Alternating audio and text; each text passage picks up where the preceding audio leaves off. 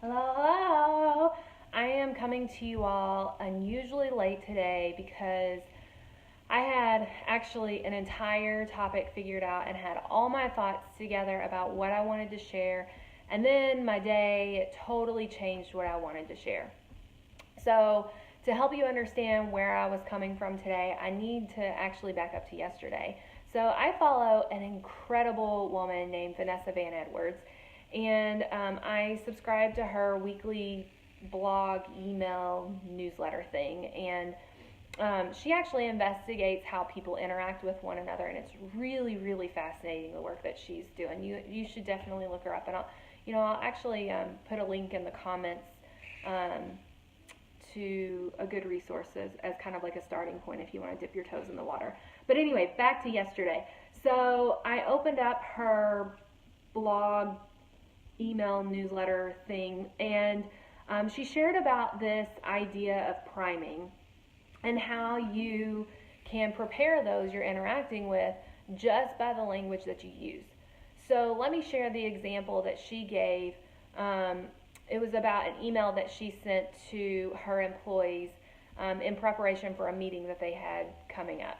So half of her employees received this email. Hi all, as usual, we have the weekly call tomorrow, Tuesday. Again, we are a little stressed for time and might have some trouble getting through the tasks on the agenda. I need everyone to please tighten up their points and avoid asking slow or lengthy questions on the call. You can send them out in an email later if you need to. I've attached the agenda. V. And then the other half of her employees received this email. Hi team, tomorrow is our weekly goals call. I'm hoping we can be really efficient because we have a lot to discuss. If everyone can take a look at their points and prepare a well-organized overview, that would be great. That will give us plenty of time for succinct questions if people have them. Remember, you can always easily send them in an email after the call. I attached the agenda, best V.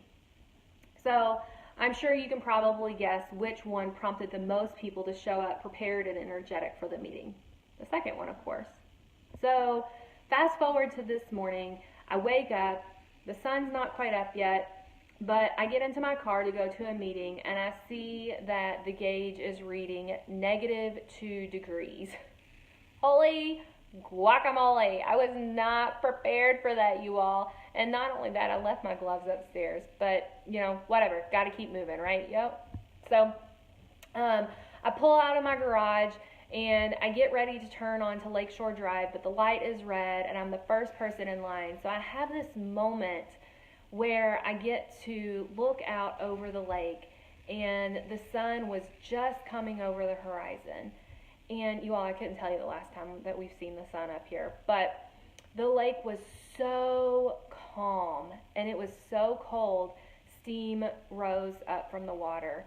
And as the sun hit the lake, it was absolutely stunning. There was not a cloud in the sky. It was beautiful.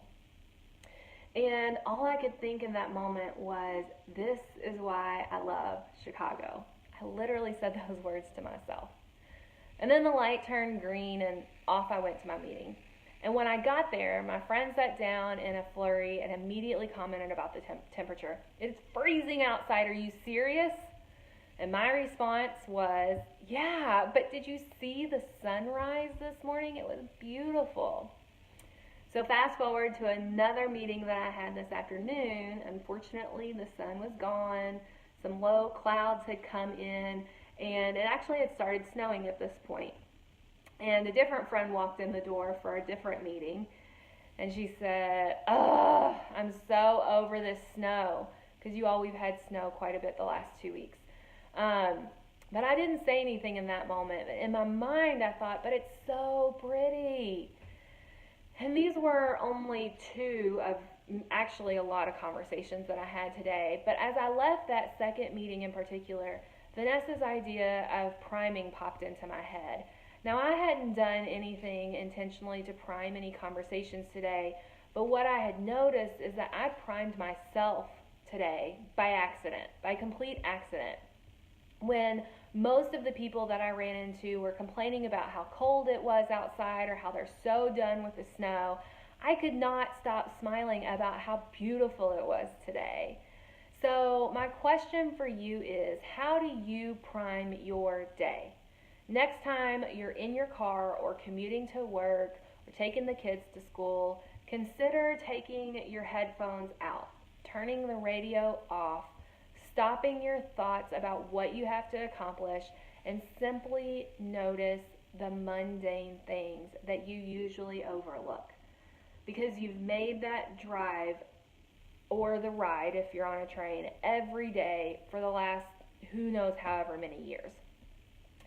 Truly take it in and appreciate what it has to offer. Prime your mind so you can prime your day and ultimately prime those around you.